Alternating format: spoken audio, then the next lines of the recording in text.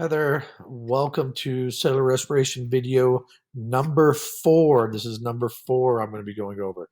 I'm starting with this summary again so you have an idea of where today's lecture is going to take you. Today, we're going to talk about the aerobic pathway. So I'm going to begin first by talking about some of these early parts of the aerobic pathway. Now, if you remember from our previous lecture video, pyruvic acid, when oxygen is not present, went down an anaerobic pathway called fermentation. And if you remember, pyruvic acid, as it went down this anaerobic pathway, oxygen wasn't present. So because oxygen wasn't present, pyruvic acid wasn't oxidized as it went down as it was fermented. It actually was being reduced. So what happens here, the energy that was in this pyruvic acid was also left behind in these chemicals that are produced as a result of fermentation. The energy was not taken out of that molecule. So 0 ATP were made down the anaerobic pathway. A total 2, this 2 came from glycolysis. So now if oxygen is present, then the cell can undergo what's called an aerobic pathway. And what it does is this pyruvic acid is then pushed into the mitochondria where it is now broken down aerobically. It will continue to be oxidized. This pathway here, it was reduced because no energy was removed from it. Down this pathway, down the aerobic respiration pathway, the one with oxygen, because oxygen is present, it allows pyruvic acid to be oxidized as it goes through this path, and they keep breaking it down. The whole goal, in case you're noticing here, there's some terms here. I'm going to talk about them in today's lecture. The whole goal of this aerobic pathway is for the cell to keep making NADHs, and you're going to see another electron carrier come up. FAD picks up hydrogens and electrons and makes FADH2. Okay, FADH2. The whole goal is to produce these NADHs and FADH2s and have them go through this process called the electron transport chain. When they go through the electron transport chain, this is where 34 ATP are made. Now, this process, this electron transport chain and this process, there's going to be a lot of relationships that are similar to what we learned in our last unit. So you're going to see a lot of similarities here. So the whole goal is to go down this aerobic pathway, get to the electron transport chain, do chemiosmosis, and produce 34 ATP. All right. Now you'll see oxygen this is the oxygen entering this pathway. This is water coming out, and we're going to talk about the details later in these sections. But today's lecture is going to focus on pyruvic acid undergoing aerobic respiration and getting turned into a chemical called acetyl coenzyme A. All right. When this happens, when this takes place, NADH is produced and CO2 is made. Okay, so we're going to talk about this section here today. All right, so briefly, first off, aerobic respiration, 2 major steps: citric acid cycle, electron transport chain. I'm going to go back for a second. Here it is: citric acid cycle, electron transport chain. Part of the electron transport chain is linked to this thing called chemiosmosis. We learned about it in our last unit, and chemiosmosis is it's the process of what's called oxidative phosphorylation. What does phosphorylation mean? It means phosphates are attached. So when ATP is made, ADP attaches a phosphate to itself.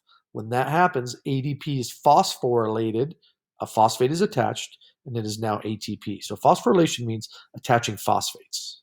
So electron transport chain and chemiosmosis are one section of aerobic respiration along with the citric acid cycle. These are the major stages of it. What happens in the citric acid cycle? Well, they keep oxidizing the pyruvic acid and the parts of the pyruvic acid.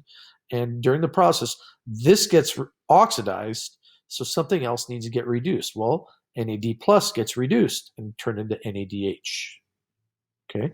Also, in the citric acid cycle, FAD, it does something similar to NAD.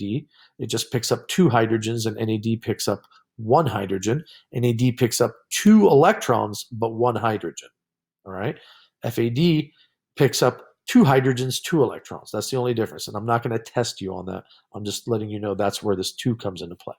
FAD, just like NAD plus, picks up electrons. Therefore, it is reduced. So when pyruvic acid or the parts of pyruvic acid continue to get oxidized, NAD plus is getting reduced, FAD is getting reduced.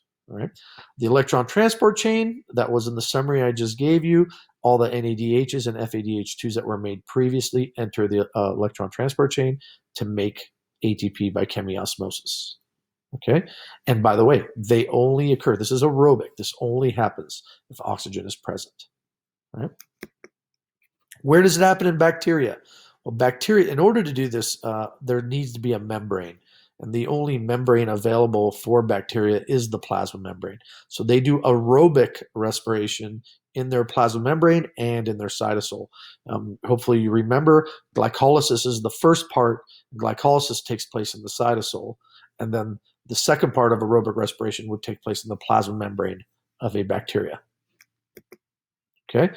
In a eukaryote, like you or me, aerobic respiration. So the first part, glycolysis, once again, takes place in the cytosol, and then aerobic respiration, the rest of it, where it makes the most of the ATP, takes place in the mitochondria. This is a picture of a mitochondria. It has the outer membrane, it has this inner membrane that's all folded up all over the place. Well, where does electron transport chain take place? In that inner membrane. Okay. There's folds in it. They're called cristae. They just increase the surface area. And in the matrix, that's the inside of the second membrane, of the internal membrane. And the inside there, that's where citric acid cycle will take place. All right. So here's what happens in this first step. So glycolysis took place and pyruvic acid was made. This is in the cytosol. Pyruvic acid gets modified as it enters into the mitochondria. So there's the outer membrane that we just talked about. Here's the next membrane on the inside. So it gets pushed through transport proteins. As pyruvic acid enters the mitochondria, it gets modified. So this is the modification of pyruvic acid. What is it modified into? It's modified into a chemical called acetyl coenzyme A, or acetyl-CoA.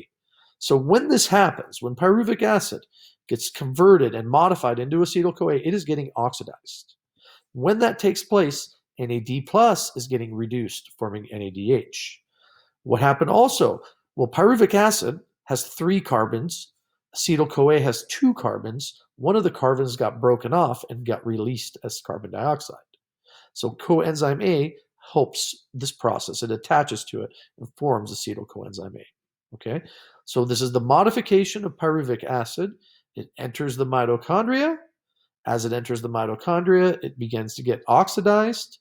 A CO2 gets broken off because pyruvic acid is 3 carbons, acetyl-CoA is 2 carbons. That carbon leaves as carbon dioxide, which can then leave the cell altogether.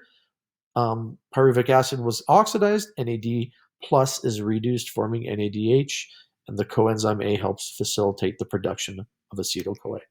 Okay? Stop there.